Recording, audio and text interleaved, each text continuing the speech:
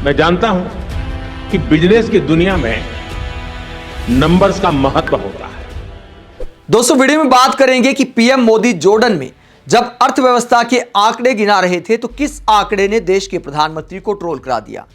Public कहने लगी कि पहले के प्रधानमंत्री जैसे मनमोहन सिंह, अटल बिहारी वाजपेयी आदि इत्यादि सचिन तेंदुलकर की तरह शतक के करीब जाकर टुक टुक करके बल्लेबाजी करते थे, लेकिन पीएम मोदी का अंदाज अलग है। हर चीज का शतक बनवाते हैं, तूफानी रफ्तार से बनवाते हैं और रुपया भी अब शतक के एक और पायदान करीब चला गया है। एकदम से धुआंधार बैटिंग करा रहे पीएम मोदी रुपये को। पीएम मोदी जब जॉर्डन में अर्थव्यवस्था के आंकड़े बता रहे थे तो रुपये ने इतिहास में पहली बार 91 का आंकड़ा पार कर लिया, यानी शतक से बस 9 कदम दूर। और इसे लेकर पब्लिक क्या कहती है, पहले आपको बताते कि पीएम मोदी ने किस बात को लेकर तारीफ की। जब लोग सवाल उठा रहे हैं कि रुपया आखिरकार संभलने में क्यों नहीं आ रहा, लगातार पतला होता जा रहा है और पीएम मोदी दावा करते हैं कि डंका बज रहा है दुनिया में, तो पीएम मोदी ने जॉर्डन में जाकर क्या भाषणबाजी की। पीएम मोदी ने कहा कि भारत की ग्रोथ रेट 8% से ऊपर है। आगे पीएम मोदी कहते ये ग्रोथ नंबर ऐसे ही नहीं आया। जो प्रोडक्टिविटी ड्रिवन गवर्नेंस है और इनोवेशन ड्रिवन पॉलिसीज हैं, उनका यह नतीजा है। अपनी सरकार की तारीफ करते हैं कि जो हम पॉलिसीज बनाते हैं, इनोवेशन करते हैं और प्रोडक्टिविटी वाली जो गवर्नेंस चलाते हैं, उसका नतीजा है कि 8% से ऊपर की ग्रोथ रेट है। उसके बाद पीएम मोदी को कभी अपना कमेंट बॉक्स भी चेक करना चाहिए कि आपके भाषण को पीएमओ सोशल मीडिया पर डाल तो देता है, लेकिन भारत की पब्लिक क्या कहती है।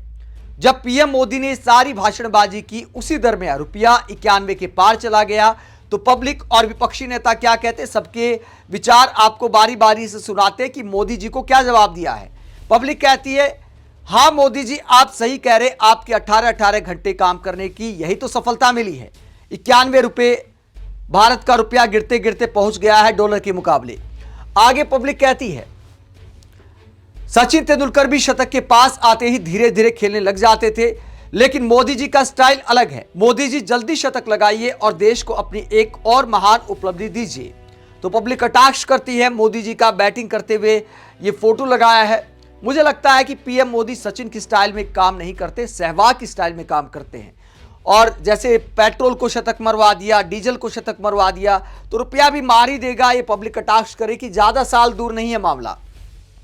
आगे पब्लिक ग्रोथ रेट को लेकर पीएम मोदी पर क्या कहती है। भारत के आंकड़ों पर सभी ने संदेह जताया है। यदि विकास दर इतना अच्छा है तो उसका जमीनी स्तर पर असर दिखना चाहिए था, वो कहीं नजर नहीं आ रहा है। डॉलर मोदी जी की उम्र से 15 रुपए ज्यादा पार कर गया। न रोजगार निर्माण हो रहा है और ना महंगाई कम। इसके आगे पब्लिक क्या कहती है, सर ग्रोथ रेट 8 नहीं 10% से काफी ऊपर है। जब ग्रोथ रेट कैलकुलेट करने का फॉर्मूला हो या इनपुट डाटा सब मैनिपुलेटेड हो, तो ऐसे ही आउटपुट 8 से ऊपर आता रहेगा। तो जो अर्थव्यवस्था को मापने का पैमाना है, उसे लेकर पब्लिक थोड़ा डाउट कर रही है कि इन आंकड़ों पर क्या वाकई विश्वास किया जा सकता है। जब शेयर मार्केट में ज्यादातर नुकसान में है पब्लिक, कहीं भी ज्यादा ग्रोथ दिखाई नहीं दे रही, तो एक ग्रोथ रेट आखिरकार किस नंबर के आधार पर आ रही है। इसके आगे पब्लिक कहती है, गिरते हुए रुपए पर कुछ बोलोगे सर, पहले तो सरकार को कोसते थे, अब किस पर इल्जाम लगाओगे, नेहरू या राजीव गांधी पर। तो पब्लिक सवाल करती है कि पहले की सरकारों में प्रधानमंत्री कहते थे कि रुपया जब गिरता है तो प्रधानमंत्री की साख गिरती है। इसके आगे भी बहुत सारे इनके बयान वायरल है पीएम मोदी के। क्या कहा करते थे, जब डॉक्टर मनमोहन सिंह प्रधानमंत्री थे तो हर दिन डॉलर और रुपए पर पीएम मोदी का, उस वक्त गुजरात के मुख्यमंत्री थे, कोई ना कोई बयान वायरल हो जाता था। इसके आगे पब्लिक ग्रोथ रेट को लेकर आईना दिखाती है और क्या कहती है, प्रति व्यक्ति आय के आंकड़े दिखा रही है पब्लिक की हम कहां खड़े हैं।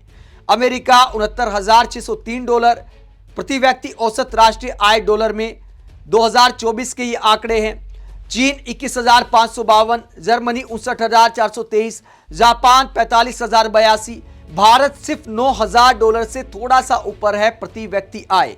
उसमें भी भारी आर्थिक असमानता है। अगर हर व्यक्ति साल के 9,000 डॉलर कमा रहा होता तब भी मान लेते कि चलो काम चल रहा है, लेकिन इसमें भी भारी आर्थिक असमानता है। मोदी जी को प्रति व्यक्ति आय का ये आंकड़ा दिखाते हुए 9,095 डॉलर का है, जो उसको दिखाते हुए पब्लिक कहती है कि नामीबिया से भी हम कम हैं। ये आंकड़ा कहां से आया, इसका स्रोत क्या है? वर्ल्ड इनइक्वालिटी रिपोर्ट 2026 का ये आंकड़ा है। दुनिया की आर्थिक असमानता की जो रिपोर्ट है उसका आंकड़ा पब्लिक दिखा रही पीएम मोदी को। हालांकि पीएम मोदी ऐसे आंकड़ों वाले सवाल पर कहते हैं कि सबको गरीब कर दे क्या। लोकसभा चुनाव के दरमियान राहुल कंवल ने सवाल पूछ लिया था कि सर एक रिपोर्ट आई है जिसमें कहा गया है कि आर्थिक असमानता बहुत हो गई है, तो पीएम मोदी का तंज ये था, आप क्या चाहते हैं, मैं सबको गरीब कर दूं। तो इस तरह के लॉजिक दिए जाते हैं प्रधानमंत्री के द्वारा। वरिष्ठ पत्रकार रणविजय सिंह रुपए के 91 पार पहुंचने पर कहते हैं बड़ी उपलब्धि, रुपया 91 पहुंच गया, 100 की करिश्माई नंबर से सिर्फ 9 अंक दूर है। मनमोहन सिंह रुपए को 58 पर छोड़ गए थे, नरेंद्र मोदी ने अथक परिश्रम से रुपए को 91 तक पहुंचा दिया। एक थैंक यू तो बनता है। अब हर बात में सरकार धन्यवाद मांगती है, तो इस पर भी प्रचार अभियान मोदी सरकार के मंत्रियों को चलाना चाहिए। आगे हरीश शर्मा मीम दिखाते पीएम मोदी का, ये मीम बनाया जा रहा है जो रुपए वाला गेम बच्चों के साथ खेल रहे थे पीएम मोदी। तो पब्लिक कहती कि अब कौन सा गेम खेला जा रहा है।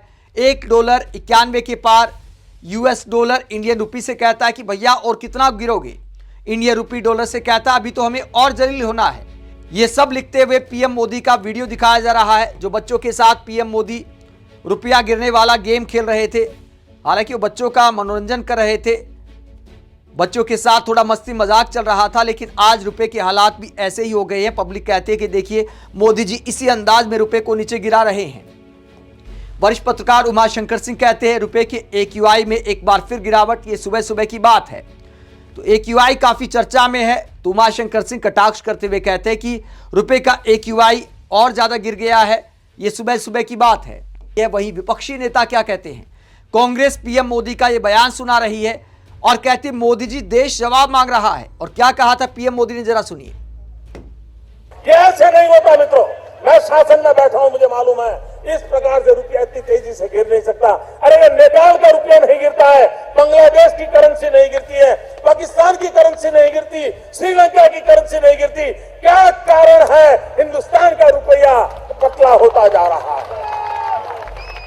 ये जवाब देना पड़ेगा आपको, देश आपसे जवाब मांग रहा है। तो पीएम मोदी का बयान सुनाते हुए कांग्रेस कहते देश आपसे जवाब मांग रहा है, ये ऐसे नहीं होता है। अब जवाब देना चाहिए कि हिंदुस्तान का रुपया पतला क्यों होता जा रहा है।